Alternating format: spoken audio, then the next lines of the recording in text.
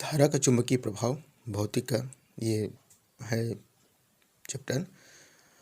सबसे पहले आस्टन ने प्रयोग करके बताया था कि जब हम किसी धारावाही चालक तार पर इलेक्ट्रिक फील्ड अप्लाई करते हैं तो उसके चारों ओर एक मैग्नेटिक फील्ड जनरेट हो जाता है, मैग्नेटिक फील्ड उत्पन्न होता है। और उन्होंने इसका सिर्फ गुणात्मक रूप की ही व्याख्या करता है उनका जो एक्सपेरिमेंट है, और जो परिणात्मक व्याख्या के लिए बायो-सेवर्ट ने एक नियम दिया हुआ था। हम इस नियम पर आज डिस्कस करते हैं। तो हमारे पास सबसे पहले एक धारावाहिक चालक Mn, ये Mn एक धारावाहिक चालक है, ठीक है, और इस पर हम I धारा प्रवाहित कर रहे हैं। ये जो एरो का डायरेक्शन लगा हुआ है इस दिशा पर हम I धारा प्रवाहित कर रहे हैं। अब हम यहाँ पर एक छोटा सा भाग लेते हैं, अल्पांश बोलते हैं जिसको AB, ये ब्लैक से मैंने पॉइंट आउट किया हुआ है, ये AB अल्पांश है जिसकी लंबाई dl है, ठीक है। और यहाँ से पॉइंट P पर हमको इस इलेक्ट्रिक फील्ड के द्वारा कितना मैग्नेटिक फील्ड जनरेट हो रहा है, इंटेंसिटी ऑफ मैग्नेटिक फील्ड, वो हमको कैलकुलेट करना है, ठीक है। और ये जो थीटा है धारावाही चालक की लंबाई और पॉइंट P के बीच का कोण है। तो चलिए देखते हैं हम इस पॉइंट P पर इंटेंसिटी ऑफ मैग्नेटिक फील्ड का परिणाम क्या होगा, ठीक। तो सबसे पहला कुछ पॉइंट्स हैं जिन पर हम बात करते हैं। पहला, चालक में बहने वाली धारा I के अनुक्रमानुपाती होता है। बहने वाली धारा I के समानुपाती होता है।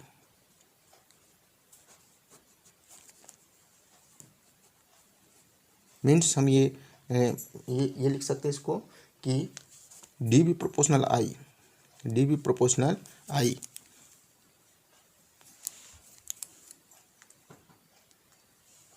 DB proportional I।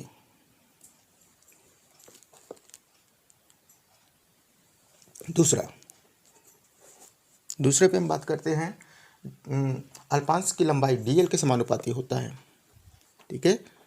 अल्पांश की लंबाई अर्थात dl के समानुपाती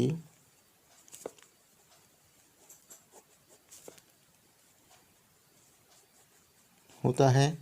तो आपका दूसरा इक्वेशन बनेगा DB प्रोपोर्शनल dl, ठीक है, DB प्रोपोर्शनल dl। तीसरा, अल्पांश की लंबाई तथा OP के बीच बने कोण थीटा के ज्या के समानुपाती होता है। तीसरा पॉइंट क्या बोलता है, अल्पांश की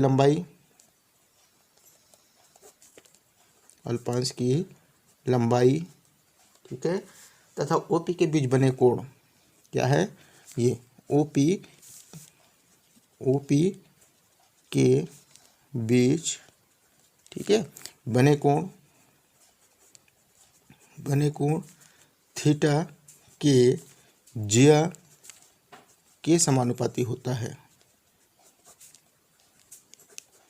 ज्या के समानुपाती होता है। तो ये हो जाएगा आपका DB प्रोपोर्शनल साइन थीटा, ज्या means sine theta, DB proportional sine theta. चौथा पॉइंट ये होता है कि अल्पांश से बिंदु P की दूरी, अल्पांश से बिंदु P की दूरी, या अल्पांश से बिंदु P की दूरी, ठीक है, अल्पांश से बिंदु P की दूरी के वर्ग के व्युत्क्रमानुपाती होता है।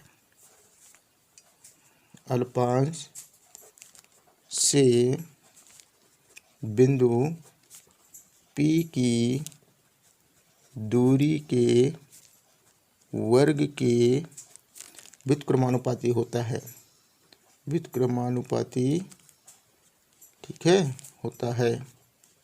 अर्थात DB प्रोपोर्शनल 1/r²। ये हैं आपके चार नियम किसके, बायो-सेवर्ट के। पहला, बहने वाली धारा I के समानुपाती होता है अर्थात DB प्रोपोर्शनल I।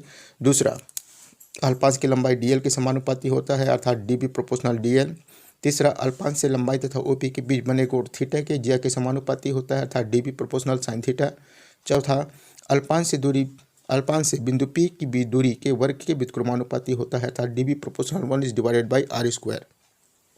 अब हम इन सभी को कंबाइन करके लिखते हैं। तो कंबाइन करके लिखेंगे तो आपका होगा, ये हो जाएगा आपका DB प्रोपोर्शनल I, ठीक है। प्रभावी धारा I into D L into sine theta, okay, I D L sine theta बटे आर स्क्वायर, ठीक है, I D L sine theta बटे आर स्क्वायर। जब हम प्रोपोर्शन हटाते हैं, कांस्टेंट यूज़ करते हैं, वो होता है आपका के आई डी एल के साइन थीटा बटे आर स्क्वायर।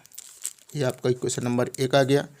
अब ये के का जो मान है, के एक अनुपातिक स्थिरांक है जिसका अलग अलग पद्धतियों में अलग अलग मान होता है।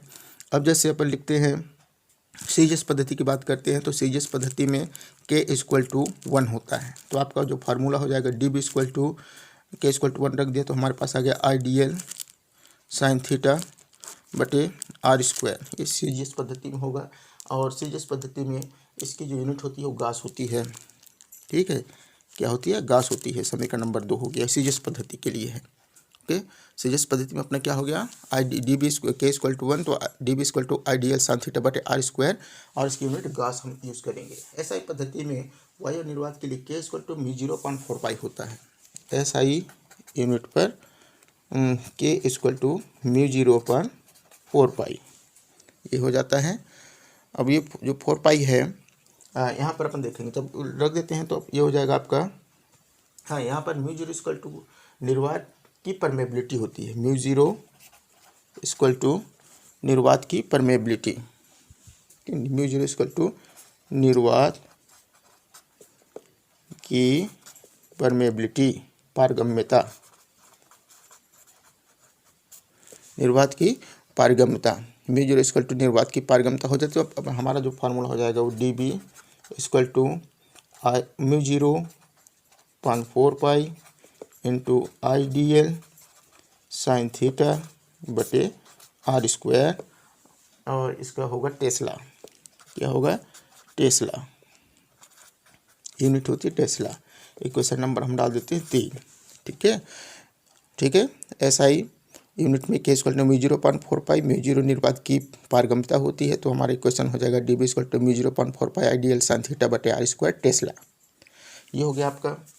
अब इसकी जो वैल्यू होती है μ0 की, तो μ0 इक्वल टू आपका हो जाता है 4 पाई इंटू 10⁻⁻7, 4 पाई इंटू 10⁻⁻7 और टेस्ला मीटर पर एम्पियर, टेस्ला, ठीक है, टेस्ला मीटर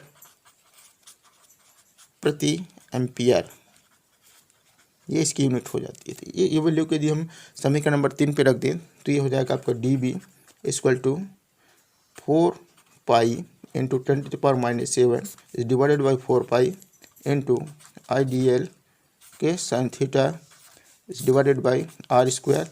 4 पाई से 4 pi cancel, then we have D B equal to 10⁻⁻7 I D L, ठीक है, sine theta is divided by R square. Question number 4, ठीक है। तो ये हाँ टेस्ला, लास्ट में अपन यूनिट यूज़ करेंगे टेस्ला।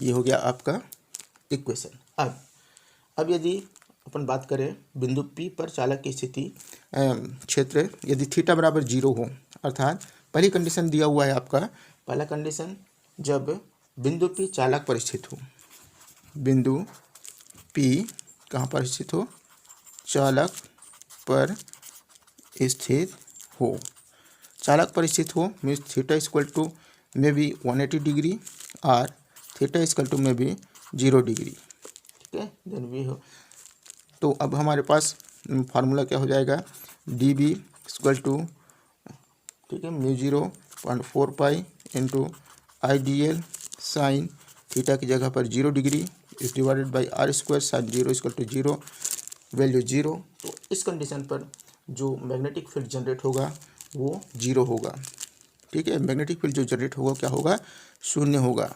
कब, जब बिंदु P चालक पर स्थित होता, थीटा इक्वल टू 180 डिग्री और थीटा इक्वल टू 0 डिग्री। दूसरी कंडीशन है जब बिंदु P चालक तार के लंबवत हो, बिंदु P चालक के, ठीक है, क्या हो, लंबवत हो, तो चालक के लंबवत हो, आई मीन टू से थीटा इक्वल टू 90 डिग्री और 90 डिग्री मीन्स वैल्यू होती है 1। देन वी हो D B equal to I μ0, D B equal to μ0/4 pi into I D L, ठीक है, sine 90 degree divided by R square. Sine 90 की value 1 होती है, तो ये हो जाएगा आपका म्यू ज़ीरो, ठीक है, 0.4 पाई इंटू आई डी एल, ठीक है, mu 0.4 pi into I D L बटे आर स्क्वायर।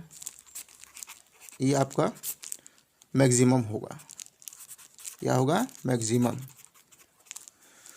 ठीक है। तो ये है दो कंडीशंस। पहला, जब बिंदु P चालक पर स्थित हो, देन उस समय हमारे पास में थीटा इक्वल टू 180 डिग्री होगा या फिर थीटा इक्वल टू 0 डिग्री होगा।